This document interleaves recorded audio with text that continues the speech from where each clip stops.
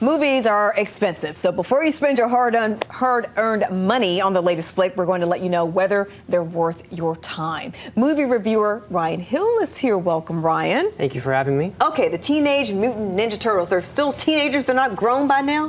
No, they're not. Unfortunately, they're not, and neither is the movie. This movie is not one for anyone probably over the age of 17 or 18. It's extremely juvenile. I mean, obviously it's teenagers, so there's going to be a little bit of that, but it permeates throughout the entire film. It stars Megan Fox as April O'Neil, a reporter. Megan Fox as a reporter is a little bit of a stretch to begin with. And it also stars Will Arnett as her cameraman, and he just looks awfully embarrassed the entire time, having to spout out these really cheesy lines, and he even has to say like "heroes in a half shell," and you can just see him blush as he's doing it. And it's just, even for people who are going to see it for nostalgic value, are going to be disappointed. The turtles are all CGI. They look pretty good, but they're still all CGI, and I personally miss the rubber suit turtles from when I was a kid. And they completely screwed up Shredder. Shredder is not like he looked back in the day. He's big and clunky and has all these very large blades on his arms that makes you wonder, how can he even lift his arms? And, you know, normally logic doesn't really come into play for something like a Ninja Turtle movie.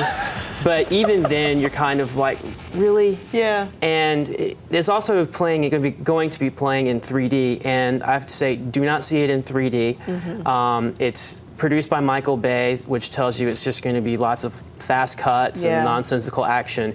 And when you see something like that in 3D, it's even worse because it takes your eye an extra second to adjust to the picture. So when you have these hyper edits going on during action, you cannot tell what the heck is going on. Okay, sounds like you'd give this 0 star. I haven't heard a positive. I wouldn't go so far as 0 stars. It's not entirely boring. There are some funny parts with the Ninja Turtles. There's one part late in the movie where they're in an elevator waiting to get to the top of the building, and they just start breaking down into a beatbox. It's very let's talk next. It's very let's random talk about and pretty Into funny, the Storm. but What it's do you think very of that? silly. Into the Storm is kind of like an updated Twister. It's done with the found footage, which is kind of a gimmick that a lot of filmmakers use. The word on it has not been good. Very thin script, terrible dialogue. And it just looks more like they're just trying to make a movie with a lot of really cool tornado effects. And that was already done with Twister. And, you know, as they proved when they made 2 volcano movies, you don't need 2 tornado movies. 1 is more than enough. Okay.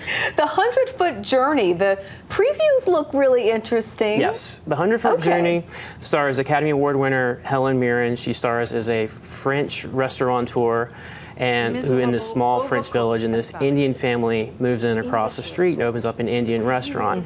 And at first there's kind of a culture clash, and then, you know, she learns that she can learn from them, and they learn that they can learn from her, and she ends up taking the son, who's a talented chef, under her wing. This is directed by Lasse Hallström, who's directed a lot of prestige films like Chocolat with Johnny Depp and Cider House Rules with Michael Caine. And so it's very much got that prestige going with it. Apparently it's a little bit slow, a little bit it has a kind of a deliberate pace to it. But a movie like The 100-Foot Journey, it's much more about the food.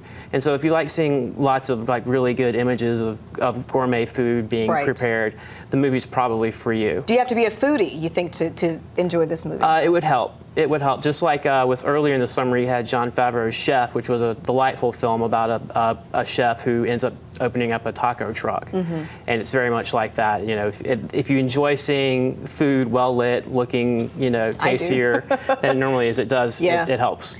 Ryan, thank you so much. Thank you.